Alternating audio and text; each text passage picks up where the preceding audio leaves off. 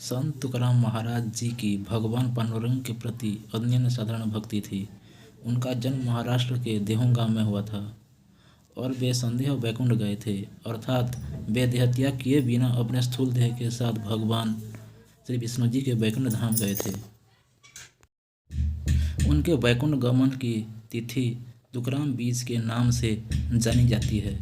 आज हम उनके जीवन के कुछ प्रसंग सुनेंगे। संत तुकाराम महाराज जी का परंपरा से साबकारी का व्यवसाय था। एक बार उनके गांव में सूखा पड़ गया था। तब लोगों की दीन स्थिति देखकर उन्होंने अपने घर का सारा धन गांव के लोगों में बांट दिया। कर्ज के बदले में लिए गए लोगों की भूमि के कागज उनके पास थे, वो उन्होंने इंद्रायणी नदी में बहा दिए और लोगों को कर्ज से मुक्त किया।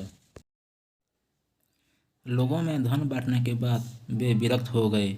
उनकी घर तथा संपत्ति में से रुचि पूर्णतः नष्ट हो गई। संत तुकाराम महाराज के गुरु थे सदगुरु बाबाजी चैतन्य। एक दिन उन्होंने तुकाराम महाराज जी को स्वप्न में दृष्टांत देकर गुरु मंत्र दिया। पांडुरंग के प्रति असीम भक्ति के कारण उनके वृत्ति विठुल चरणों में स्थिर होने लगी। आगे मुख्य प्राप्ति की तीव्रता उत्कंठा के कारण तुकाराम महाराज ने देहू के निकट में ईश्वर साक्षात्कार के लिए निर्माण प्रारंभ किया। वहाँ 15 दिन एकाग्रता में अखंड नाम जप करने पर उन्हें दिव्य अनुभव प्राप्त हुआ। बाद में उन्हें भजन और अभंग स्फुरने लगे। उनका एक बालमित्र उनके बताए प्रवचन अभंग लिख कर रखता था। तुकाराम महाराज जी अपने अभंगों से समाज को वेदों का अर्थ सामान्य भाषा में सिखाते थे। यह बात बाजू के बाघोली गांव में रामेश्वर भट्ट नाम के एक व्यक्ति को चुभ रही थी।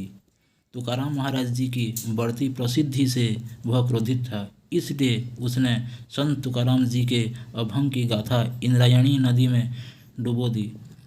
इससे तुकाराम महाराज जी को अत्यंत दुख हुआ। उन्होंने भगवान विठुल को अपनी स्थिति बताई।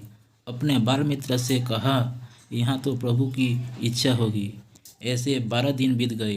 13वें दिन गाथा नदी के पानी से ऊपर आकर तैरने लगी। यह देख रामेश्वर शास्त्री को अपने कृत्य का पश्चाताप हुआ और वे संत तुकाराम महाराज जी के शिष्य बन गए। तुकाराम महाराज जी भगवान पांडुरंग का नाम स्मरण कर अखंड आनंद के अवस्था में रहते थे। उन्हें किसी वस्तु की कोई अभिलाषा नहीं थी, केवल लोगों के कल्याण के लिए ही वे जीवित थे। स्वयं भगवान श्री विष्णु का वाहन उन्हें वैकुंठ ले जाने के लिए आया था।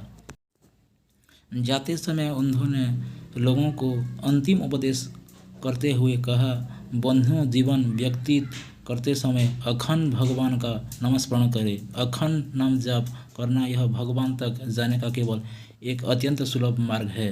यह मैंने स्वयं अनुभव किया है।